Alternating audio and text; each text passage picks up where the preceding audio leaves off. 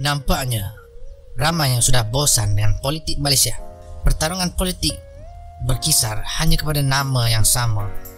Ada pula yang inginkan muncul watak baru yang tidak pernah dipengaruhi oleh pemain lama.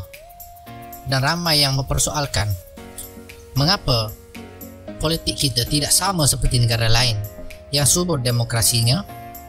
Seperti Kanada, ada Justin Trudeau, Perdana Menteri ke-23 Kanada, pemimpin Parti Liberal yang baru belum mencapai 50 tahun.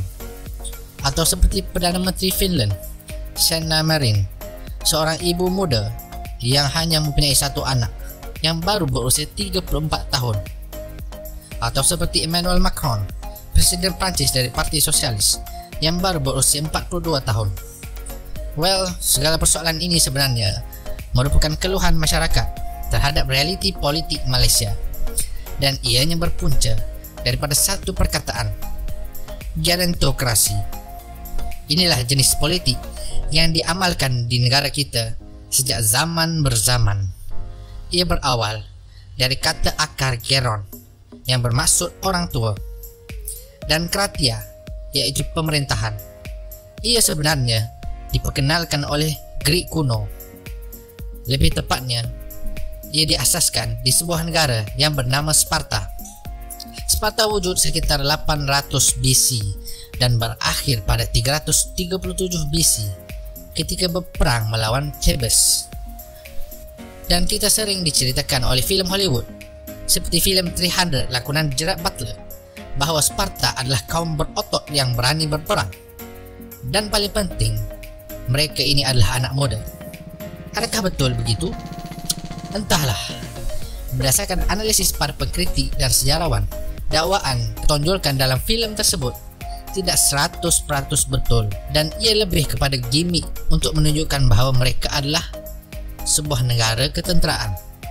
Namun, lebih daripada sekadar negara ketenteraan, Sparta adalah negara pertama di dunia ini yang memperkenalkan sistem politik gerontokrasi yang dipimpin oleh golongan tua ataupun gerusia. Ia ada mirip dengan Council of Elders yang diamalkan oleh pentadbiran Perdana Menteri ke-7 Mahathir Mohamad. Untuk pengetahuan kita, pada zaman dahulu, sistem di setiap negara kota adalah berbeza dan pelbagai. Sparta dia mengamalkan gerontokrasi yang sebenarnya adalah salah satu bentuk oligarki, yakni pemerintahan yang dikawal oleh sekelompok kecil kaum elit politik. Sementara wujud satu lagi negara yang juga terkenal di dunia ini, yaitu Athens. Athens memperkenalkan sistem politik secara langsung, direct, tanpa perwakilan. Athenian demokrasi dikatakan permulaan kepada sistem demokrasi moden yang ada sekarang ini. Ia diberi julukan sistem politik rakyat. Lelaki yang berumur 20 tahun berhak bersuara dan menjadi wakil. Dan kita berbalik kepada persoalan realiti politik Malaysia. Sejarah yang telah kita lihat tadi memberikan gambaran sebenar akan kewujudan sistem gerontokrasi di negara kita. Gerontokrasi di Malaysia ini lahir dari budaya masyarakat Malaysia sendiri. Antara penyumbang utama kepada wujudnya budaya politik gerontokrasi ini adalah, yang pertama, budaya politik kita. Yang kedua, faktor pendidikan dan pola asuh kita. Dan yang ketiga, budaya masyarakat kita. Perhatikan, parti DAP tidak akan pernah terlepas daripada watak Lim Kit Siang, ketua pembangkang sejak 1973 selama 24 tahun. Beliau adalah ketua pembangkang dan ahli politik terlama di Malaysia. Begitu juga dengan Parti Islam Se-Malaysia, PAS. Pasti mustahil untuk bergerak tanpa watak Datuk Seri Presiden mereka, Abdul Hadi Awang. Nama yang pernah disebut bakal Perdana Menteri Malaysia ini mula menunjukkan taringnya sejak 1980-an lagi. Parti Keadilan Rakyat, PKR, pula apa kurangnya? Ia adalah Parti Anwar Ibrahim yang merupakan calon Perdana Menteri Malaysia. Parti UMNO, Parti Keramat, dan lubuk kepada politik orang tua. Watak tua yang masih berbisa dalam UMNO adalah Najib Razak, bekas Perdana Menteri, dan Tengku Razali Hamzah, bekas Menteri Keuangan dan calon Perdana Menteri era 80-an hingga pertengahan 90-an. Begitu juga dengan parti kecil seperti Parti Amanah Negara yang mendakwa diri mereka Parti Islam Progresif. Tidak lebih daripada sekadar dominasi kumpulan G18, iaitu bekas pemimpin tua PAS. Dan di atas itu semua, Budaya politik kita ini dikawal oleh seorang pemain super duper veteran yang tidak pernah wujud dalam rekod mana-mana negara dan sejarah politik moden. Seorang pemain yang berusia hampir 1 dekad dan dikatakan bakal menjadi Perdana Menteri buat kali ketiga. Faktor kedua adalah pendidikan dan pola asuh. Masyarakat di dunia ini dibentuk dari pendidikan yang dibuat, sama ada berbentuk formal di sekolah atau pola asuh di rumah. Bagi masyarakat Malaysia, anak-anak, remaja dan para pemuda dianggap sebagai para pelajar semata-mata. Mereka disuruh belajar rajin-rajin.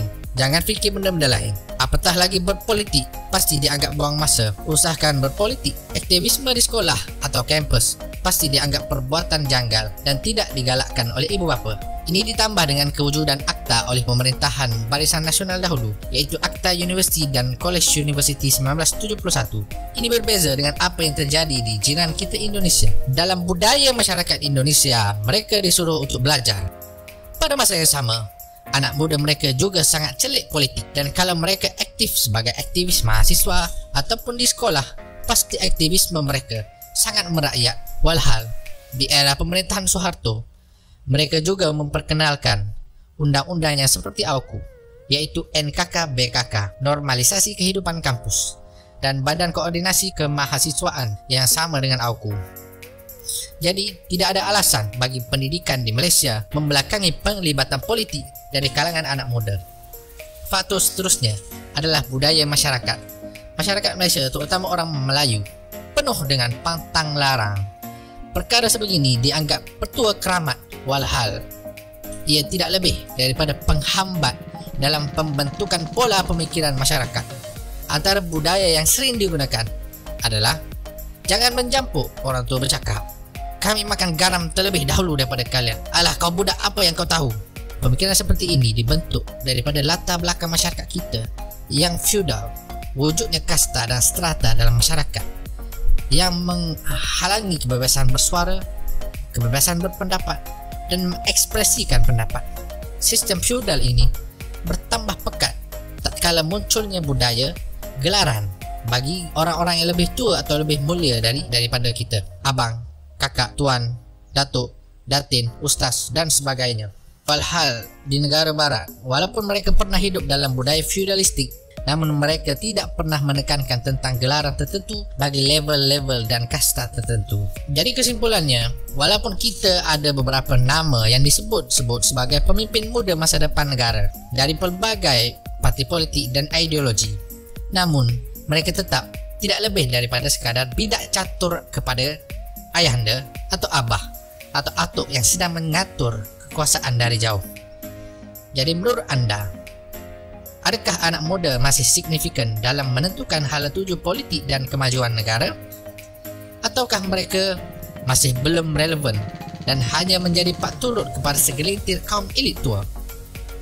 Berikan pendapat anda di bawah.